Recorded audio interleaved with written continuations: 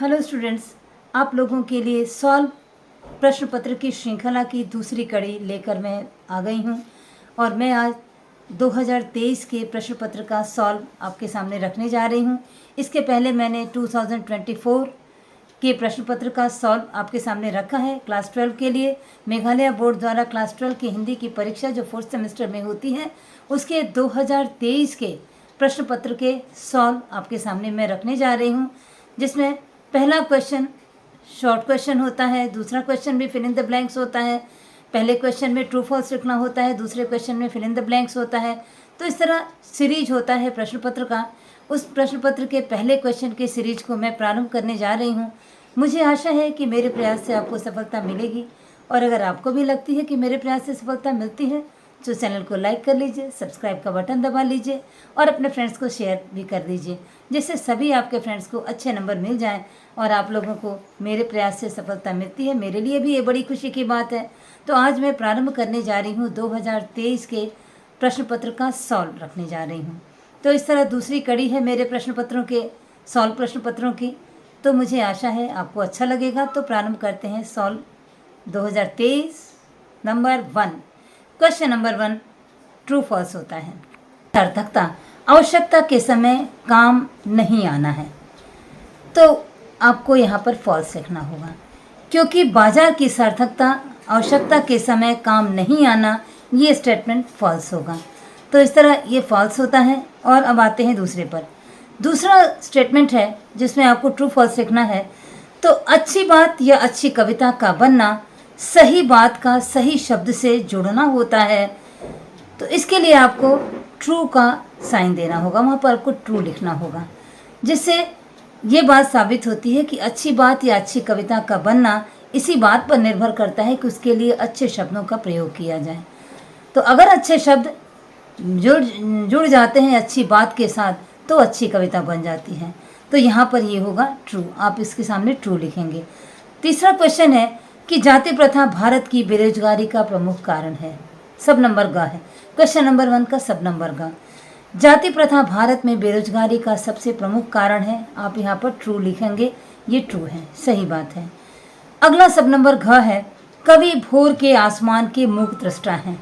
तो यहाँ पर आप ट्रू लिखेंगे क्योंकि ये सत्य है। अगला सब नंबर घ है कि श्रीनगर के राजा दंगल प्रिय और शिकार प्रिय वृद्ध व्यक्ति थे। आप इसको ट्रू लिखेंगे, ऐसा लगता है लेकिन ये नहीं, ये फॉल्स है। श्रीनगर के राजा नहीं, श्यामनगर के राजा। श्रीनगर के राजा दंगल और शिकार प्रिय वृद्ध व्यक्ति थे। अगर ये होता है तो ये रॉन्ग है, आपके पेपर में यही दिया है। आप देख लीजिएगा, श्यामनगर होगा तो करेक्ट होगा, श्रीनगर दिया है तो वो फॉल्स हो जाएगा। तो ध्यान रखेंगे, जरा सा डिफरेंस है। ये डिफरेंस अगर नहीं ध्यान रखें तो आपका आंसर गलत हो जाएगा। आपके पेपर में 2023 में दिया गया है श्रीनगर के राजा दंगल प्रिय और शिकार प्रिय वृद्ध व्यक्ति थे। तो ये रॉन्ग होता है, ये फॉल्स होता है। अगला सब नंबर च है कि अपने आप को जानना दुनिया में सबसे ज़्यादा कठिन है। ये चार्ली चैपलिन का है। अपने को जानना दुनिया को जानने से ज़्यादा कठिन है। ये ऑप्शन आपका ट्रू होता है, ये सही बात है। अपने को जानना दुनिया को जानने से ज़्यादा कठिन काम है। सब नंबर 6 होता है कि चार्ली चैपलिन की फिल्में भावनाओं पर टिकी हैं, बुद्धि पर नहीं।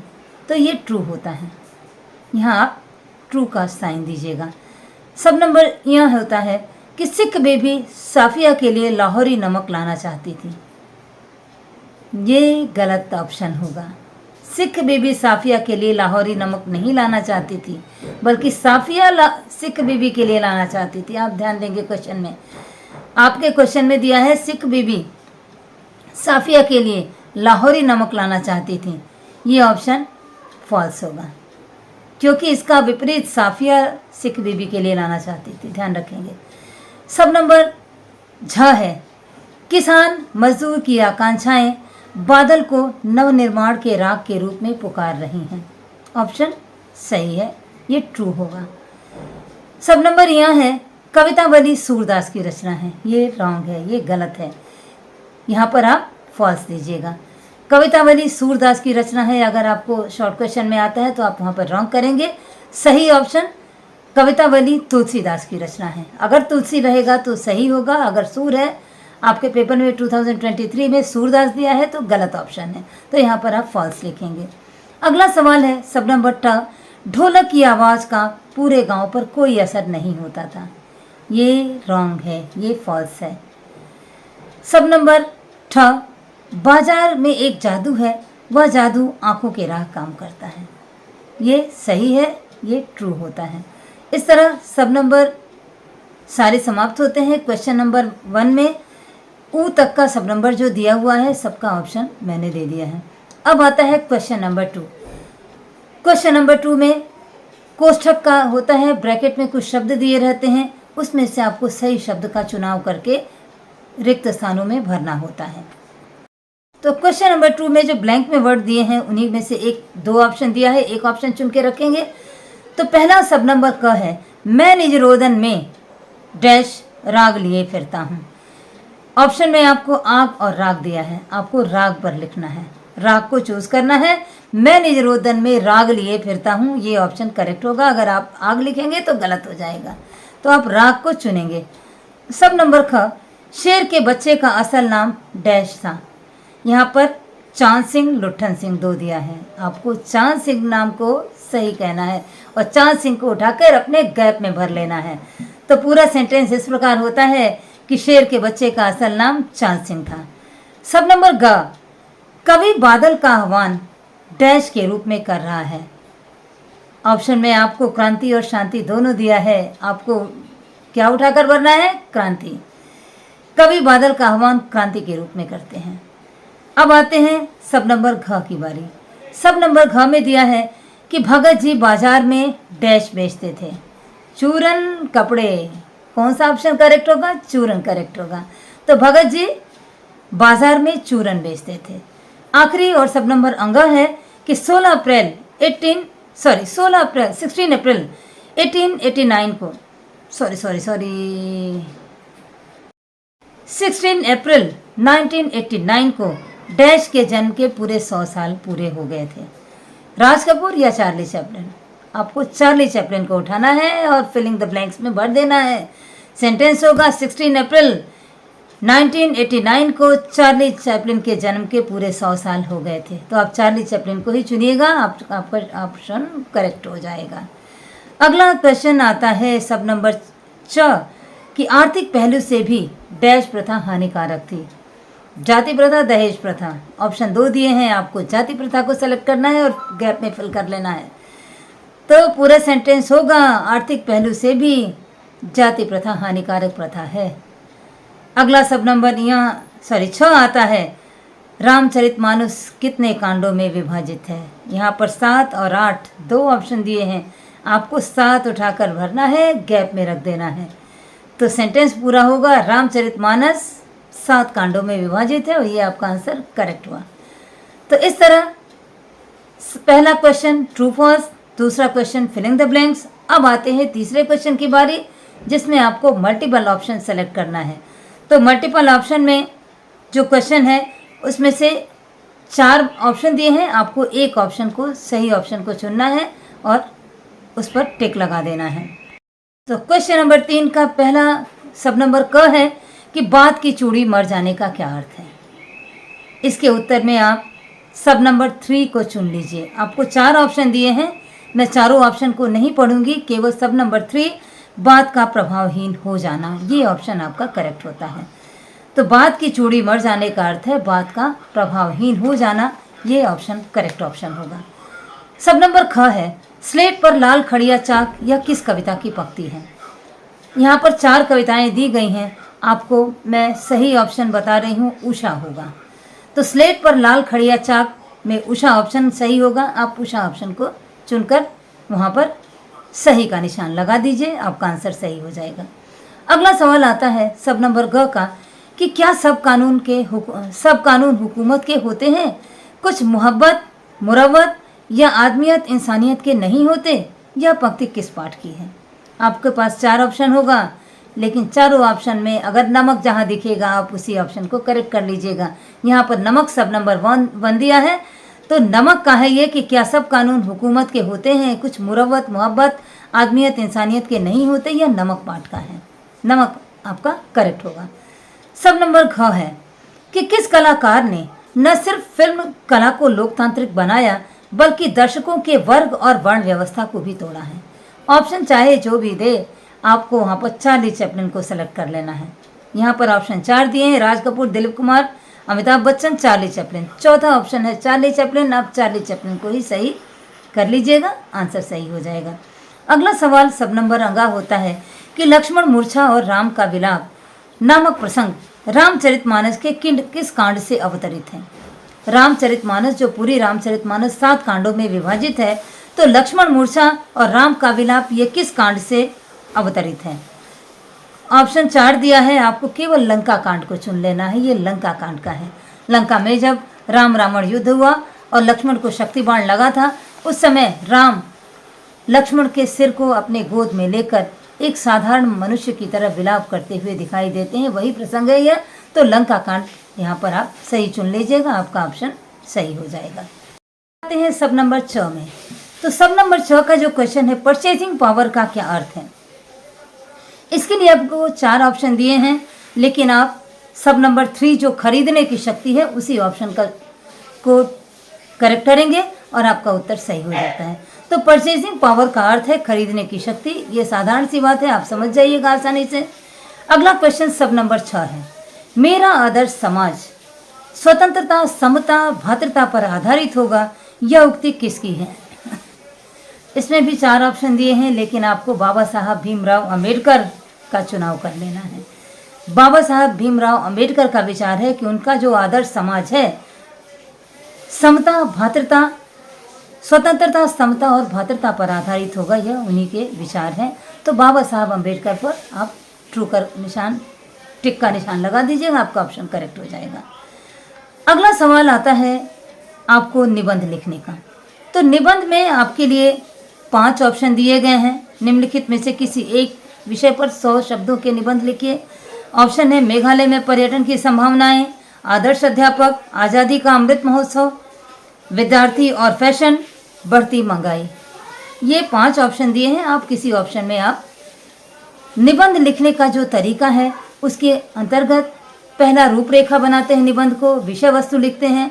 उसके बाद जिस भी विषय पर आप निबंध लिखने जा रहे हैं उसके हानि और लाभ, अच्छाई और बुराई को पॉइंट आउट करते हुए लास्ट टॉपिक होता है उपसंहार। उस उपसंहार के अंदर आप अपने विचार लिखेंगे। इस तरह आप पूरा अच्छी तरह से आप निबंध लिखिए।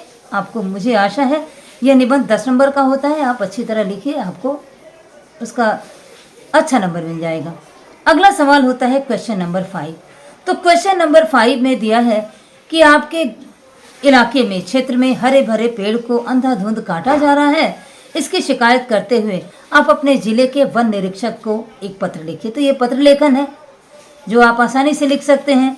उसके बदले एक अथवा करके ऑप्शन और है कि आपका मित्र वार्षिक परीक्षा में असफल हो गया है, उसे दोबारा मन लगाकर परिश्रम से पढ़ने का उत्साहवर्धन करते हुए पत्र लिखिए। तो आपको एक मित्र को पत्र लिखना है जो मित्र परीक्षा में फेल हो गया है। आपको उसकी हिम्मत बढ़ाते हुए उत्साह बढ़ाने के लिए एक पत्र लिखिए। तीसरा आता है कि आप आपके शिलोंग में किस तरह स्वतंत्रता दिवस को मनाया गया, यह बताते हुए अपने मित्र को पत्र लिखिए। ये तीनों क्वेश्चन पत्र लेखन का है। जिस पत्र में आपको अच्छा लगता है, जिस पत्र को आप अच्छी तरह लिख सकते हैं, आप उसको लिख लीजिए। आपका आंसर बहुत बढ़िया हो जाएगा और मुझे आशा है आपको ये पत्र लेखन में भी 10 नंबर का है और निबंध भी 10 नंबर का है। इससे आपको अच्छे नंबर मिल जाएंगे। क्वेश्चन नंबर 6 है कि निम्नलिखित गद्यांश को पढ़कर पूछे गए प्रश्नों का उत्तर लिखिए। तो गद्यांश का मैं वाचन कर देती हूँ और उसके बाद उसके प्रश्नोत्तर का आपको आंसर दे देती हूँ। तो भोजन संबंधी भूलों में सबसे बड़ी भूल है बिना भूख के खाना। बिना भूख के खाना अपने शरीर के साथ अपराध करना है। प्रायः लोगों का विचार है कि अधिक खाने से शरीर हिष्ट पुष्ट होता है और कम खाने से शरीर कमज़ोर होता है। यह धारणा बिल्कुल गलत और स्वास्थ्य के नियमों को ज्ञान न होने का सूचक होता है। सभ्य समझी जाने वाली जातियों में यह प्रथा अधिक प्रचलित है। यही कारण है कि उनमें अपच का रोग बहुत अधिक होता है। मनुष्य ही ऐसा प्राणी है जो भूख न लगने पर भी भोजन करता है। अन्य कोई प्राणी बिना तेज भूख लगे भोजन नहीं करता है।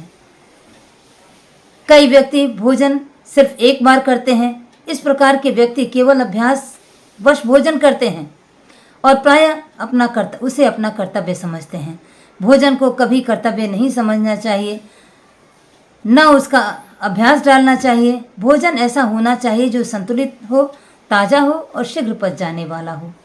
ऐसा भोजन करने से हम दीर्घायु, स्वस्थ और निरोग होते हैं। तो ये होता है आपका पैसेज। इसमें पहला क्वेश्चन है कि बिना भूख के खाने को अपराध क्यों कहा गया है। तो बिना भूख के खाने को अपराध इसलिए कहा गया है कि अधिक खाने से हमारा शरीर हृष्ट-पुष्ट तो नहीं होता है, बल्कि यह स्वास्थ्य के नियमों के विरुद्ध होता है। हमारे शरीर को ऐसे भोजन को पचाने में कठिनाई होती है और यह स्वास्थ्य के नियमों का ज्ञान न होने का सूचक होता है। सभ्य समझे जाने वाली जातियों में यह बहुत अधिक प्रथा है और इसे अपराध की तरह माना जाता है, क्योंकि शरीर के साथ हमें कभी ज्यादती नहीं करनी चाहिए। तो इस तरह क्वेश्चन नंबर 1 होता है। क्वेश्चन नंबर 2 है कि भोजन के संबंध में लोगों में कौन कौन सी धारणा फैली है, यह धारणा किसका परिणाम है। तो इसके उत्तर में आप लिख लेंगे कि भोजन के संबंध में लोगों में यह धारणा है कि अधिक खाने से शरीर हृष्ट-पुष्ट होता है और कम खाने से कमज़ोर होता है। यह धारणा बिल्कुल गलत और स्वास्थ्य के नियमों को ज्ञान न होने का कारण हो जाता है। और इस धारणा का यह परिणाम होता है कि ऐसे लोगों को जो भूख के बिना भोजन करते हैं, उनको अपच के वो शिकार हो जाते हैं। अपच का शिकार होना जो बीमारी होती है, उसका मुख्य कारण है कि भोजन को भूख लगे बिना खा लेना, समय के हिसाब से, भूख के हिसाब से न खाना, उसका ही परिणाम होता है कि व्यक्ति को अपच हो जाता है। अगला सवाल है, सभ्य समझे जाने वाली जातियां अपच का शिकार क्यों बनती हैं। इसके उत्तर में भी आप वही बात लिखेंगे कि सभ्य समझे जाने वाली जातियां अपच का शिकार इसलिए होती हैं क्योंकि उनके मन में, उनके विचार में यह बात बैठ गई है कि अधिक खाने से शरीर हृष्ट-पुष्ट होता है और कम खाने से कमज़ोर होता है, जबकि अधिक खाने से हमारा पाचन तंत्र गड़बड़ हो जाता है और हमें अपच का शिकार होना पड़ता है। तो अपच के शिकार होने का मुख्य कारण यही है कि आवश्यकता से अधिक भोजन करना। अगला क्वेश्चन है, हमारे भोजन की क्या विशेषता होनी चाहिए। इसके उत्तर में आप लिख लेंगे कि हमारे भोजन की यह विशेषता होनी चाहिए, हमारा भोजन संतुलित हो, ताज़ा हो और शीघ्र पच जाने वाला होना चाहिए। ऐसे भोजन से ही हम दीर्घायु, स्वस्थ और निरोग होते हैं। अगला सवाल है कि उपरोक्त गद्यांश के लिए एक उचित शीर्षक दीजिए। तो आप इस गद्यांश के लिए संतुलित भोजन आप शीर्षक दे सकते हैं। ऐसा कोई भी शीर्षक आपके विचार में आए, आप डाल दीजिएगा, आपका आंसर करेक्ट हो जाएगा। तो या तो आपको अनसीन पैसेज करना है, अपठित गद्यांश करना है, या नीचे जो व्याकरण का हिस्सा दिया है आपको वो करना है। तो दोनों में से एक करना है। तो अगर आपको अपठित गद्यांश मुश्किल लगता है तो आप ये ग्रामर वाला पोर्शन कर लीजिए। तो ग्रामर वाला पोर्शन में सबसे पहला क्वेश्चन है संधि का। तो संधि में है हिमधनालय, आपको हिमालय लिखना है। देवधन इंद्र, आपको देवेंद्र लिखना है। उत्धन गम, आपको उत्तर में उद्गम लिखना है। नमः धनकार, उत्तर आप नमस्कार। समधनियम, संयम। नेधनन, नयन। आपको इस तरह संधि विच्छेद दिया गया है, आपको उसको मूल शब्द में लिखना है, संपूर्ण शब्द में लिखना है, तो आप इस तरह लिख लीजिएगा। अगला क्वेश्चन है समास विग्रह। समास विग्रह में आपको कोई 3 करना है। दशानन, दशानन का है कि दश है आनंद जिसके, दशानन। दूसरा है बेशक, बिना शक के। तीसरा है नील गाय, नीली है गाय जो। चौथा है रेलगाड़ी, रेल वाली गाड़ी। सब नंबर त्रिफला, 3 फलों का समूह। आंवला, रीठा, हर्रा, आंवला, हर्रे, बहेड़े के तीनों के संगम को त्रिफला कहते हैं। तो त्रिफला 3 फलों का समूह होता है। अगला सवाल, आपको वाक्य पहचानना है। सब नंबर 3 है कि निम्नलिखित वाक्यों में से सरल, मिश्रित और संयुक्त वाक्य पहचान लीजिए। कोई 3 करना है आपको, एनी 3। तो माँ भोजन पका रही है, तो माँ भोजन पका रही है, पहला जो सेंटेंस है वो सरल वाक्य है। दूसरा सेंटेंस, श्याम बाजार गया और मेरे लिए खिलौना लाया, तो यह संयुक्त वाक्य है। तीसरा है, गांधी जी ने कहा कि सदा सत्य बोलो, हिंसा मत करो, यह एक मिश्र वाक्य है। सब नंबर बड़ी है, सूर्य पूर्व से निकलता है, तो यह सरल वाक्य है। सब नंबर उ, अपना काम भी करो और दूसरों की सहायता भी करो, यह एक संयुक्त वाक्य है। तो इस तरह तीनों ग्रामर का पोर्शन कर लीजिए या एक अपठित गद्यांश कर लीजिए, आपको दोनों में से एक ही चुनाव करना है। और इस तरह हम डिस्क्रिप्टिव क्वेश्चन के हिस्से में आ जाते हैं, पार्ट बी में। और इसमें संदर्भ सहित व्याख्या दिया गया है। बहुत काली सिल जरासी लाल केसर से कि जैसे धुल गई हो, स्लेट पर या लाल खड़िया चाक मल दी हो किसी ने, यह पंक्ति है। और इस पंक्ति की व्याख्या करना है। तो व्याख्या करने में आपको संदर्भ, प्रसंग, व्याख्या और विशेष 4 पॉइंट करके आपको डालना है और इस तरह आपकी व्याख्या परिपूर्ण होती है। इसमें भी आपको ऑप्शन मिला है, या तो ये ऑप्शन करिए या दूसरा ऑप्शन दिया है, सारी मुश्किल को धैर्य से समझे बिना मैं पेच को खोलने के बजाय उसे बेहतर कसता चला जा रहा था, क्योंकि इस करतब से मुझे साफ सुनाई दे रहा था तमाशा बीनों की शाबाशी और वाह वाह। तो ये भी एक कविता की लाइन है। अगली भी अथवा करके एक और ऑप्शन दिया है, खेती न किसान को, भिखारी को न भीख बलि, बनिज को न बनिज, न चाकर को चाकरी, जीविका विहीन लोग सीध मन सोच बस, एक कहें एक एकन सो कहाँ जाए का करी, यह है। तो आपको कविताओं में 3 ऑप्शन दिया गया है। इस तरह गद्यांश में भी आपको 3 ऑप्शन दिए गए हैं। ये तीनों ऑप्शन में से आपको चुनकर लिखना है। इसके सभी गद्यांश और पद्यांश की व्याख्या में संदर्भ, प्रसंग, व्याख्या और विशेष 4 पॉइंट डाले जाते हैं और इसमें से आपको 5 नंबर के 2 करने हैं। आपको 3 पोइट्री के, 3 प्रोज के दिए हैं, इसमें से कोई 2 आपको कर लेना। एक प्रोज का कर लीजिए, एक पोइट्री का कर लीजिए, ऐसा दिया गया है। पोइट्री में भी 3 ऑप्शन है, प्रोज में भी 3 ऑप्शन है, एक यहाँ से कीजिए, एक वहाँ प्रोज से कीजिए। और इस तरह आपको 10 नंबर का ये प्रश्न होता है। तो 10 नंबर के प्रश्न में आपको प्रसंग में, संदर्भ में, प्रसंग में, व्याख्या में, विशेष में, सबको आपको सिस्टमेटिक करने से आपको 10 नंबर प्राप्त होंगे। तो इस तरह आप कर लीजिए। और अगला सवाल क्वेश्चन नंबर 8, क्वेश्चन नंबर 8 आपको क्वेश्चन आंसर लिखना है। क्वेश्चन नंबर 1 होता है, इसमें सब नंबर क है। क्वेश्चन नंबर 8 का सब नंबर क, कि बाजार का जादू चढ़ने और उतरने पर मनुष्य पर क्या क्या असर होता है। इसके उत्तर में आप यह लिखेंगे कि बाजार का जादू चढ़ने और उतरने पर व्यक्ति के अंदर निम्नलिखित प्रभाव होते हैं। बाजार का जादू चढ़ने का एक रास्ता है आंखें। बाजार में एक ऐसा जादू है, वो जादू आंखों के रास्ते काम करता है।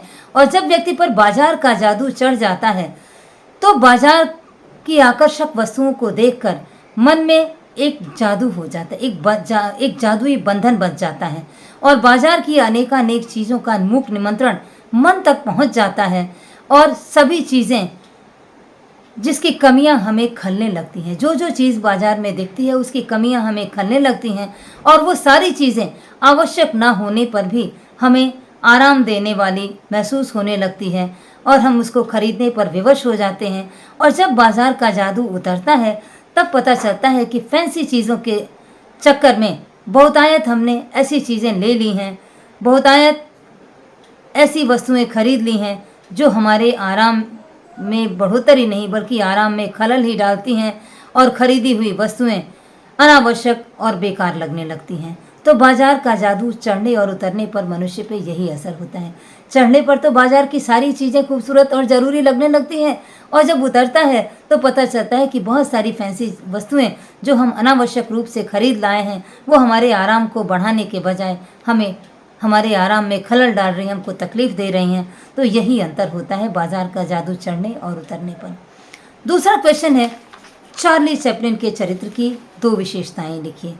तो चार्ली चैपलिन की दोनों विशेषताओं में लिखनी है जो, उसमें से पहली विशेषता आप सीधा सीधा ये लिख दीजिए कि चार्ली किसी भी संस्कृति को विदेशी नहीं लगते थे। चार्ली चैपलिन के व्यक्तित्व की यही सबसे बड़ी खासियत है कि यह किसी भी संस्कृति को विदेशी नहीं लगते हैं। और चार्ली ने न सिर्फ फिल्म कला को लोकतांत्रिक बनाया बल्कि दर्शकों के वर्ग और वर्ण व्यवस्था को भी उन्होंने तोड़ा है। चार्ली के चैपलिन के दूसरी विशेषता ये है कि उन्होंने पूरे विश्व को एक कर दिया है और पूरे दर्शकों के जो एक बुजुर्ग वर्ग है, बच्चे हैं, सभी बंधन को उन्होंने तोड़ दिया है। ऐसा इसके उत्तर में लिखा जाएगा। चार्ली चैपलिन की 2 विशेषताएं हैं, ये इसी प्रकार हैं। अगला सवाल ये होता है कि वृद्ध राजा के मृत्यु के बाद लुट्ठन के जीवन में क्या परिवर्तन आ गया। तो लुट्ठन के जीवन में क्या परिवर्तन आया, यह लिखने के लिए आपको उत्तर में ये लिखना पड़ेगा कि वृद्ध राजा की मृत्यु के बाद विलायत से आए उनके बेटे ने राज्य की कमान को अपने हाथ में ले लिया और ऐसे बहुत सारे परिवर्तन किए जो राजा के समय से चले आ रहे थे। और वो परिवर्तन का जो चपेटाघात था, जो परिवर्तन का राजा के पुत्र के द्वारा किया गया परिवर्तन का चपेटाघात था, उसके अंदर पहलवान लुट्ठन सिंह भी आ गया और राज दरबार से उसको छुट्टी कर दी गई और उसके जवाब मिल गया और लुट्ठन सिंह ढोलक कंधे पे टांगे अपने गांव की ओर चला जाता है। और गांव आ जाने के बाद वहाँ गांव के एक छोर पर झोपड़ी बांध लेते हैं और वहाँ के गांव के नौजवानों और चरवाहों को वह कुश्ती सिखाने लगते हैं। और हालत ऐसी हो जाती है कि गांव के गरीब किसानों के पुत्र चरवाहे क्या खाकर भला कुश्ती करते और गांव के खेतिहर किसानों के लिए यह मुश्किल हो गया। और धीरे धीरे लुट्ठन सिंह का स्कूल जो है वो बंद हो गया, खाली पड़ गया और उनका गुजर बसर मुश्किल से होने लगा। और जो दोनों लड़के थे लुट्ठन सिंह के, वो जो कुछ भी मजदूरी करके लाते उसी से उन्हें गुजर करना पड़ रहा था। ये परिवर्तन आया है लुट्ठन सिंह के बूढ़े राजा की मृत्यु होने के बाद लुट्ठन के जीवन में। नेक्स्ट क्वेश्चन सब नंबर घ है, अशनिपात से शापित उन्नत शतशत वीर पंक्ति में किसकी ओर संकेत किया गया है। इस पंक्ति के उत्तर में आप लिखेंगे कि अशनिपात से शापित उन्नत शतशत वीर पंक्ति में कवि ने एक और समाज के पूंजीपति वर्ग की ओर संकेत किया है, जो समाज के गरीबों वंचितों के सुखों को छीनकर अपने ऊंची, आप कह सकते हैं, बिल्डिंग बना लेते हैं, ऊंची भवन अटारी बना लेते हैं। तो पूंजीपतियों की तरफ संकेत है जो समाज के गरीबों और शोषितों के वंचितों का शोषण कर अपने लिए बड़े बड़े महल बना लेते हैं। और जब कोई क्रांति अथवा परिवर्तन आता है तो वे अपनी अट्टालिकाओं के टूटने और बिखरने के भय से भयभीत हो जाते हैं। और दूसरी तरफ कवि पहला संकेत वो पूंजीपति वर्ग की ओर करते हैं, दूसरा संकेत वो ऊंचे पर्वतों की तरफ भी करते हैं कि जिस प्रकार अशनिपात से, आकाश से बिजली के गिरने पर ऊंचे ऊंचे जो पर्वत होते हैं वो पर्वत भी धराशायी होने लगते हैं। जब वज्राघात होने लगता है, जब बिजलियां गिरने लगती हैं, तो बादलों के आगमन से जब ऊंची तेज बौछारें पड़ने लगती हैं, बिजलियां गिरती हैं पर्वतों पर, तो ऊंचे ऊंचे पर्वत भी टूटकर बिखर जाते हैं और वे धराशायी हो जाते हैं। तो अशनिपात से शापित उन्नत शतशत वीर में कवि का संकेत दो लोगों की तरफ है, पहला पूंजीपति वर्ग की ओर और दूसरा पर्वतों की ओर है। तो इसका आंसर आप इस तरह लिख लेंगे और आपका उत्तर सही हो जाएगा। अगला सवाल होता है कि जहाँ पर दाना रहते हैं वहीं नादान भी होते हैं। कवि ने ऐसा क्यों कहा है? कवि ने ऐसा इसलिए कहा है क्योंकि जहाँ हर तरह की कोशिश होती है लोगों को ज्ञान प्रदान करने की, जानकारी देने की, तो चारों तरफ से जानकारी मिलती रहती है, ज्ञान मिलता रहता है, हर कोशिश की जाती है जानकारी देने की, उसके बाद भी लोग सत्य से अनजान रहते हैं। तो ऐसे ज्ञान का क्या मतलब जब आप सत्य से अज्ञान रहेंगे, आप सत्य के बारे में नहीं जानेंगे।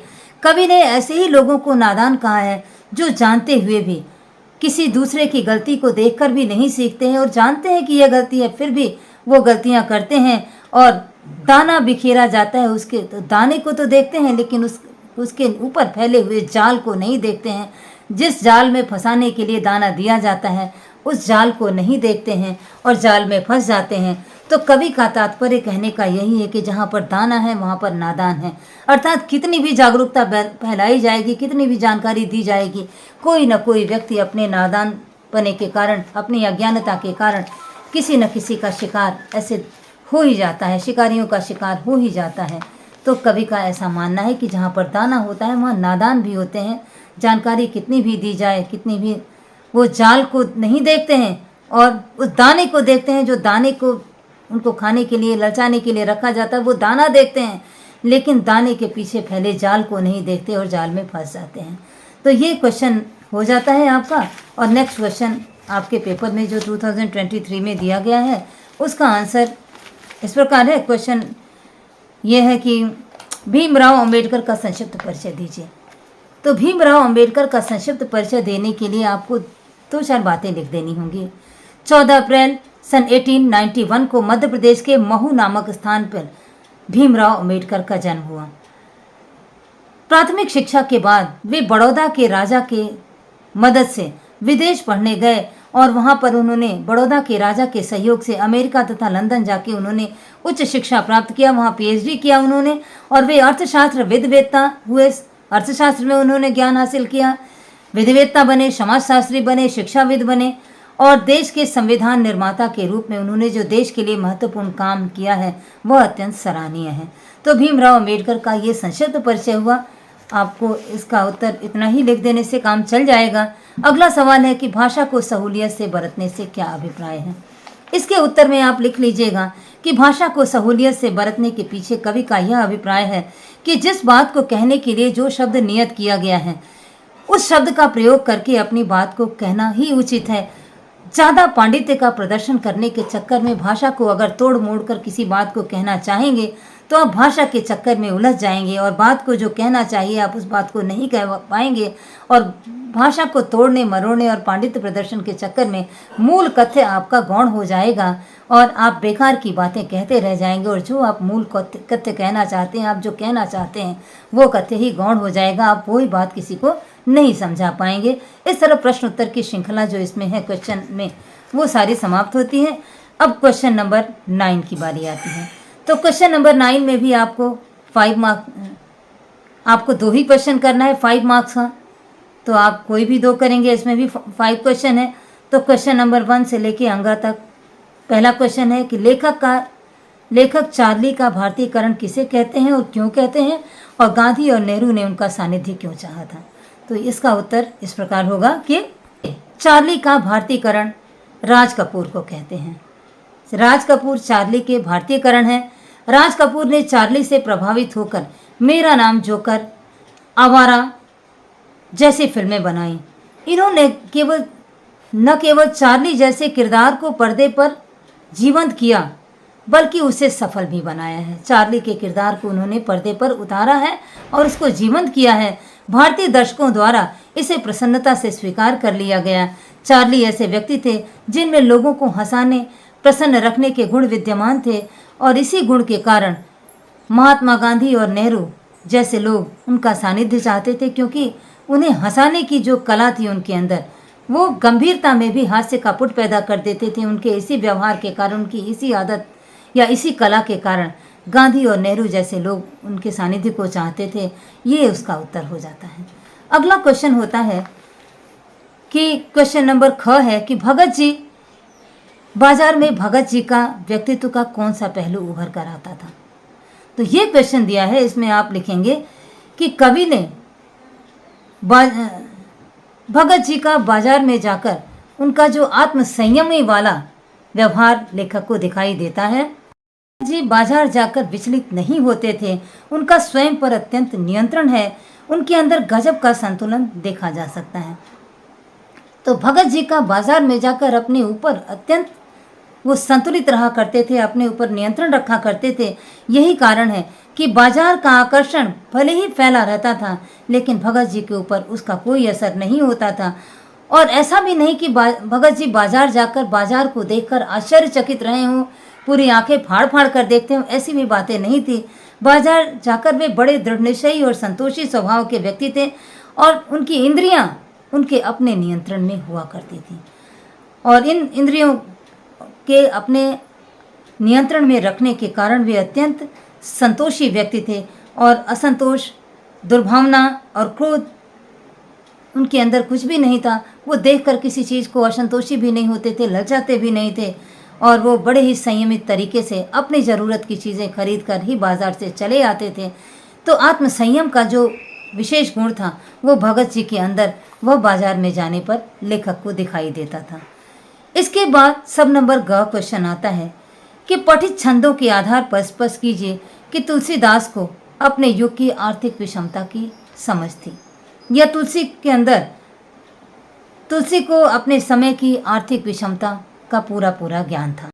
कवितावली के जो उद्गृत छंद हैं आपके पुस्तक में दिए हैं उससे ये पता चलता है कि तुलसीदास को अपने समय की आर्थिक विषमता का पूरा समझ था।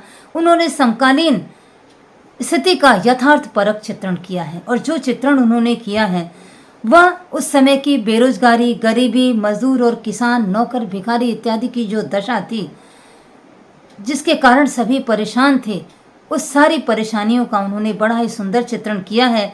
गरीबी के कारण लोग अपनी संतान को भी बेच रहे हैं। यह लोगों की भुखमरी की हालत का बड़ा ही दारुण और दयनीय विवेचन तुलसीदास ने किया है। इसके आधार पर हम कह सकते हैं कि तुलसीदास को अपने समय की आर्थिक विषमता की पूरी समझ थी। तो इस तरह क्वेश्चन समाप्त होता है और इसके बाद नेक्स्ट क्वेश्चन आता है कि कवि भोर के नभ की तुलना किन किन चीज़ों से करते हैं, उत्तर दीजिए। तो कवि भोर के नभ की तुलना नीले शंख से करते हैं, राख से लीपे गए गीले चौके से करते हैं, लाल केसर से धुली सिलवट से या सिल से करते हैं, लाल खड़िया चाक से मले गए स्लेट तथा समुद्र में नीले जल में किसी गोरी झिलमिलाती नायिका के सुंदर देह से करते हैं। इन चीज़ों से तुलना करते हुए कवि भोर के नभ की तुलना करते हैं। तो ये क्वेश्चन सब नंबर घ समाप्त होता है और सब नंबर अंग की बात आती है। नमक की पुड़िया लाने के संबंध में साफिया के मन में क्या द्वंद्व था? तो इसके उत्तर में आप लिखेंगे, नमक की पुड़िया सिख बीबी के लिए ले जाने के बारे में साफिया के मन में यह द्वंद्व था कि उस नमक की पुड़िया को वह चोरी से छिपाकर ले जाएं या कहकर या दिखाकर पुड़िया को ले जाएं। पहले वह नमक की पुड़िया को अपने कीनुओं की टोकरी में छुपाकर ले जाना चाहती हैं। फिर उन्होंने सोचा कि भला कीनुओं की टोकरी में किसकी निगाह पड़ेगी, किसी की नहीं पड़ेगी, और यह सिर्फ वो ही जानती हैं कि कीनुओं की टोकरी के नीचे नमक है। लेकिन जब कस्टम की जांच के लिए सामान बाहर निकाला जाने लगा, तब उन्होंने अचानक यह फैसला ले लिया कि नमक की पुड़िया को वह कस्टम वालों से दिखाकर अपनी बात कहकर ले जाएंगी, और उन्होंने ऐसा किया भी, और बड़ी ही अच्छे तरीके से कस्टम वालों को, दोनों तरफ के कस्टम वालों को, भारत और पाकिस्तान दोनों तरफ के कस्टम वालों को उन्होंने अपनी बात बताई और नमक की पुड़िया वह सिख बेबी के लिए तोहफे के तौर पर लेकर भारत आ जाती हैं। अब आते हैं क्वेश्चन नंबर 10 में। तो क्वेश्चन नंबर 10 वेदांत का क्वेश्चन है। आपके लिए पहला क्वेश्चन है कि एन के परिवार वालों को अज्ञातवास में जाने के लिए विवश क्यों होना पड़ा? तो आप इसके उत्तर में लिखेंगे कि एन के परिवार वालों को अज्ञातवास में जाने के लिए इसलिए विवश होना पड़ा क्योंकि उन दिनों एन जब केवल 10 साल की थी, तब एडोल्फ हिटलर जो कि नाजी थे, जर्मनी के लोगों ने पोलैंड पर आक्रमण कर दिया था और इस तरह द्वितीय विश्व युद्ध प्रारंभ हो गया था। द्वितीय विश्व युद्ध प्रारंभ होने के समय कुछ समय बाद नाजियों ने क्या किया कि 1940 में नीदरलैंड पर भी आक्रमण कर दिया, और नीदरलैंड पर आक्रमण करने के 5 दिनों बाद उन्होंने डच सेना से आत्मसमर्पण करा लिया, और उनके आक्रमण करने के 5वें दिन के बाद डच सेना ने आक्रमण के बदले में आत्मसमर्पण कर दिया, जिसके कारण नाजियों ने अधिक से अधिक कानून और नियम लागू करना प्रारंभ कर दिया, और जिससे यहूदियों का वहाँ रहना बड़ा मुश्किल हो गया था और यहूदियों को काफ़ी तकलीफ़ें उठानी पड़ रही थीं। उदाहरण के लिए यहूदी सार्वजनिक स्थानों पर जैसे पार्क, सिनेमा या घर नहीं जा सकते थे, और यहूदियों को अपना व्यवसाय चलाने की भी अनुमति नहीं थी। तो इस तरह इतनी मुश्किलें आने लगीं यहूदियों के सामने कि वे अपना व्यवसाय भी नहीं कर सकते थे, किसी भी सार्वजनिक स्थान पर जा नहीं सकते, घर से बाहर निकल नहीं सकते थे, जिसके कारण एन फ्रैंक के परिवार वालों ने अज्ञातवास में जाकर छुप जाने का निर्णय ले लिया, और इसी के कारण अज्ञातवास में जाने के लिए इन्हें विवश होना पड़ा, मजबूर होना पड़ा। एन के परिवार के साथ दूसरा क्वेश्चन है कि कौन कौन लोग छिपे थे और उनके नाम क्या थे? तो एन के परिवार के साथ छिपने वाले लोगों में एन की माँ एडिथ फ्रैंक, उनके पिता ओटो फ्रैंक, एन की बहन मार्गोट फ्रैंक, मिस्टर वानदान, मिसेज वानदान, और मिस्टर वानदान का बेटा पीटर वानदान था, और मिस्टर डसेल तथा एक अन्य यहूदी व्यक्ति थे। तो इतने सारे लोग एन के परिवार के साथ अज्ञातवास में एक साथ छिपकर रहते थे, और एन फ्रैंक के परिवार इन्हीं लोगों के बीच में अपने अज्ञातवास के दिनों को काट रहे थे। क्वेश्चन सब नंबर ग है कि कुलधरा के विषय में लेखक ने क्या विचार व्यक्त किए थे? तो आप इसके उत्तर में लिखेंगे कि अचानक लेखक जो मोहनजोदड़ो की गलियों में घूम रहे थे, उन्हें राजस्थान का ख्याल आने लगा, क्योंकि मोहनजोदड़ो की छवियों को देखने के बाद उनको राजस्थान की याद न आए, ऐसा हो नहीं सकता। महज इसलिए नहीं कि राजस्थान और सिंधु घाटी के जो दृश्यावलियाँ हैं वह एक सी हैं, बल्कि कई चीज़ें हैं जो दोनों को एक दूसरे से जोड़ती हैं।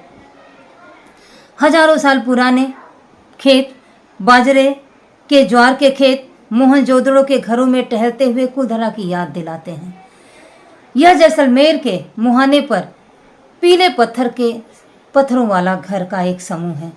पीले पत्थरों के घरों वाला यह खूबसूरत सा गांव उस समय के वहाँ पर एक गमी व्याप्त है। वहाँ एक सूनापन व्याप्त है, गमी व्याप्त है। गांव में घर हैं पर लोग नहीं हैं। कोई 150 साल पहले राजा से तकरार पर स्वाभिमानी गांव वालों ने रातों रात अपना घर छोड़कर वो लोग चले गए। दरवाजे, असबाब, घर के सारे सामान तो लोग उठा ले गए, पर खंडहर ढहे पड़े वहीं रह गए। घरों के दीवारों में के जो प्रवेश द्वार हैं, खिड़कियां ऐसी ही हैं, ऐसा लगेगा कि मानो कल की बात हो। लोग निकल गए, वक्त वहीं रह गया। खंडहरों को उन्होंने थाम लिया, जैसे सुबह लोग घर से निकले हों, शाम को चले आए हों। कुलधरा का वातावरण लेखक को ऐसा ही लगता है। अगला क्वेश्चन है कि समाज में महिलाओं की स्थिति को लेकर एन ने क्या विचार व्यक्त किए हैं। तो आप इसके उत्तर में लिखेंगे, समाज में महिलाओं की स्थिति के बारे में एन ने जो विचार व्यक्त किए हैं उसमें उन्होंने कहा है कि महिलाएं शारीरिक रूप से पुरुषों की अपेक्षा कमज़ोर हैं। पुरुष सक्षम है, वह कमा कर लाता है, बच्चों का पालन पोषण करता है, वह जो मर्जी आता है वह करता है और अपनी इच्छा से जीता है, और महिलाओं की स्थिति अत्यंत बदतर हो जाती है। और एन फ्रैंक ने यह महसूस किया है कि महिलाएं सिर्फ बच्चा जनने की मशीन बनकर रह जाती हैं और उन्हें जो तकलीफ से, जो पीड़ा से गुजरना पड़ता है, उस पीड़ा का किसी ने ध्यान नहीं दिया। और महिलाओं को भी उन्हें काफ़ी सम्मान मिलना चाहिए। आमतौर पर जो देखा जाए समाज में पुरुषों को सम्मान ज़्यादा मिलता है। महिलाओं ने क्या कसूर किया है कि महिलाओं को सम्मान नहीं मिलता है? महिलाएं अपने सम्मान से वंचित रहें, अपने अधिकारों से वंचित रहें, उन्हें सम्मान ना मिले। सैनिकों में जो वीर सैनिक होते हैं उनको जो सम्मान दिया जाता है, उन्हें अलंकृत किया जाता है, लेकिन महिलाओं को कोई भी दर्जा नहीं दिया जाता है। महिलाओं में के बारे में कितने ही पुरुष ऐसे हैं जो महिलाओं को भी एक वीरों का दर्जा, एक सैनिक का दर्जा देना चाहते हैं। एन फ्रैंक कहती हैं कि समाज में महिलाओं की दशा अत्यंत दारुण है। उन्हें बहुत तकलीफ़ों से गुजरना पड़ता है और उनकी पीड़ा का, उनकी तकलीफ़ का समाज ने कभी याद भी नहीं किया है, कभी समाज ने उनके बारे में सोचा भी नहीं है। और जिस पीड़ा और जिस तकलीफ़ से गुजरते हुए महिलाओं की स्थिति अत्यंत दयनीय है। एन फ्रैंक चाहती हैं कि महिलाओं की इस स्थिति में भी सुधार हो, उन्हें भी अपना हक मिले, उन्हें भी आज़ादी से जीने का अधिकार मिले, वे भी स्वतंत्र रहें, उन्हें भी पुरुषों के समान हक मिले। तो महिलाओं की स्थिति के बारे में एन फ्रैंक के यही विचार थे। नंबर 10 का सब नंबर अंगा ये क्वेश्चन है कि क्या हम सिंधु घाटी सभ्यता को जल संस्कृति कह सकते हैं? इसे स्पष्ट कीजिए। आप इसके उत्तर में लिखेंगे कि सिंधु घाटी सभ्यता को हम जल संस्कृति कह सकते हैं, क्योंकि लेखक ने जो जल संस्कृति के बारे में वहाँ बताया है उसमें से जल निकासी की जो व्यवस्था है, बहुत ही सुनियोजित तरीके से जल निकासी की व्यवस्था की गई है। और हर इमारत में एक चीज़ जो सबसे दूर से ध्यान खींचती है वह है हर इमारत में कुओं की व्यवस्था, कुओं के जल की व्यवस्था, जो कि पके हुए ईंटों से बने हुए कुएं थे। और लेखक बताते हैं कि इतिहासकारों के मुताबिक सिंधु घाटी संसार की सबसे पहली ज्ञात संस्कृति है जो कुआं खोदकर भूजल तक पहुंची है। और भूजल तक पहुंचने वाली ये पहली ज्ञात संस्कृति, यहाँ पर कम से कम मोहनजोदड़ो में 700 के करीब कुएं हैं और नदी, कुएं, जलकुंड, स्नानागार और बेजोड़ जल निकासी की व्यवस्था के कारण सिंधु घाटी व्यवस्था को हम, सिंधु घाटी सभ्यता की जल निकासी की व्यवस्था को हम जल संस्कृति के रूप में कह सकते हैं। ऐसा आप स्पष्ट करने के लिए लिख सकते हैं। नेक्स्ट क्वेश्चन सब नंबर 4, निम्न वर्ग के मकानों के बारे में लेखक के क्या अनुमान है?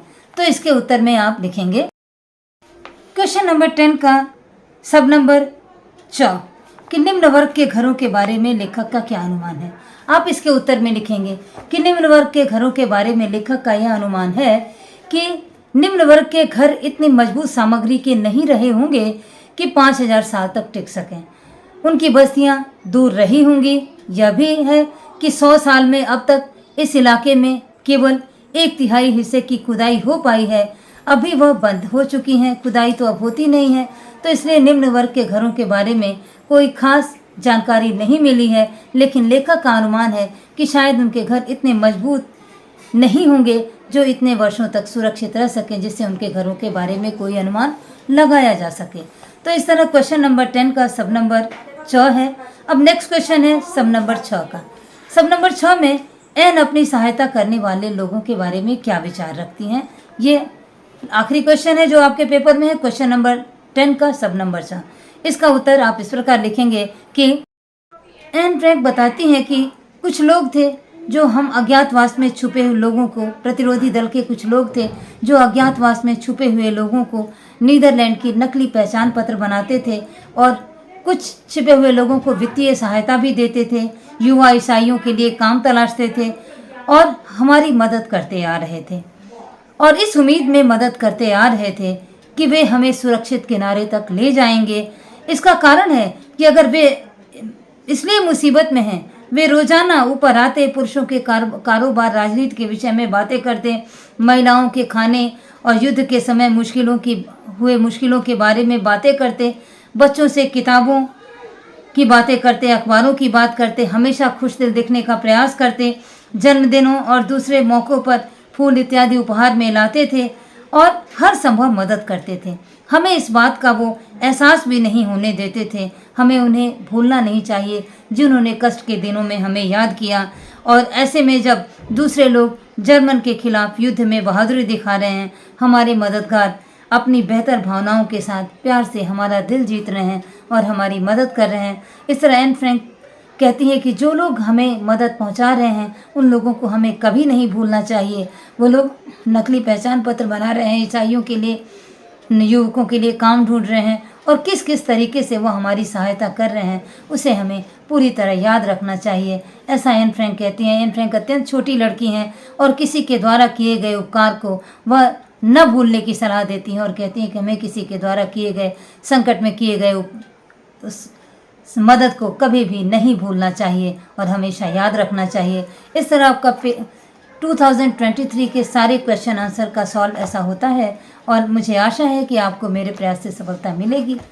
आप चैनल को लाइक कर लीजिए, सब्सक्राइब कर लीजिए और शेयर कर लीजिए। धन्यवाद।